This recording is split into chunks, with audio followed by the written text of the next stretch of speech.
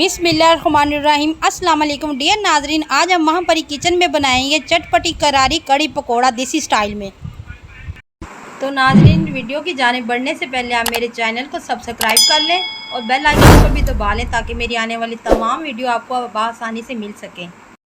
चलें नाजरीन, फिर हम कड़ी बनाना स्टार्ट करते हैं। सबसे पहले कढ़ाई हमारी गर्म है, इसमें 1 कटोरी हमने डाल दिया हुआ है घी।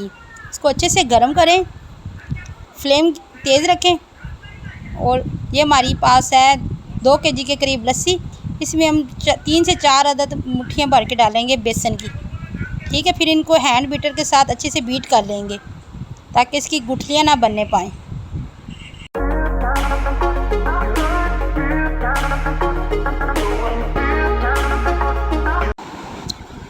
कढ़ाई में हम 2 पत्ते डालेंगे तेज़ पत्ते। अच्छे से ऑयल गर्म हो चुका था।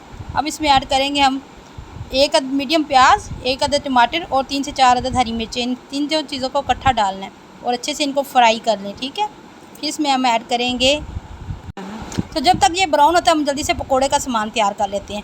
हमारे पास है हाफ़ केजी के करीब बेसन। इसमें हम हाफ़ केजी पोटैटो और प्याज और हरी मिर्चें काट के ऐड कर देंगे और इनको अच्छे से मिक्स करेंगे चम्मच के साथ, क्योंकि ये हरी मिर्ची हाथों पे चुन जाती है।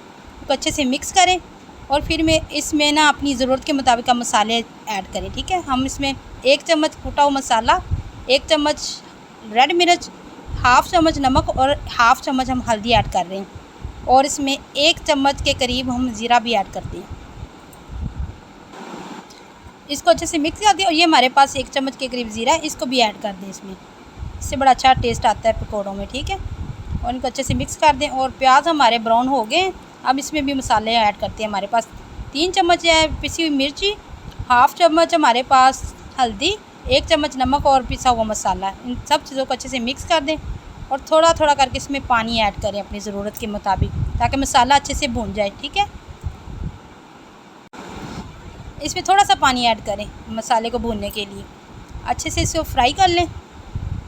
जब अच्छे से फ्राई हो जाएगा फिर हम इसमें पेस्ट बना हुआ जो हमारा लस्सी का था और बेसन का वो ऐड करेंगे। अच्छे से मसाला भून चुका है। अब इसमें ऐड करते हैं हम लस्सी और बेसन का पेस्ट।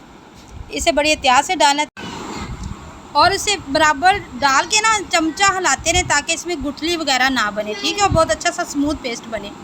जब तक इसको बॉयल वगैरह आता है हम अपने पकौड़ों का सामान अच्छे से मैरिनेट कर लेते हैं। ठीक है, इसमें थोड़ा थोड़ा करके पानी ऐड करें और अच्छे से पेस्ट बना के इसको रख दें।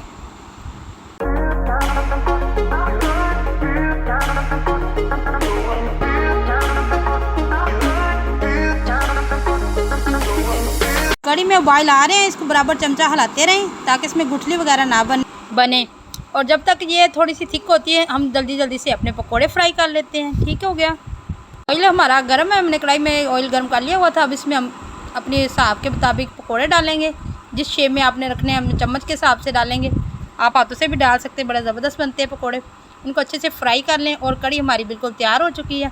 अब इसमें हम ऐड करेंगे पकोड़े जो हमने फ्राई करके रखे हुए थे। ठीक हो गया।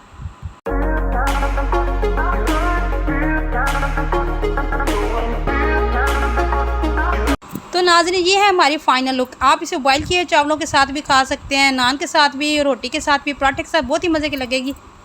तो नाज़रीन, मुझे लाइक करें, कमेंट्स करें और दुआओं में याद रखें। अल्लाह हाफिज़।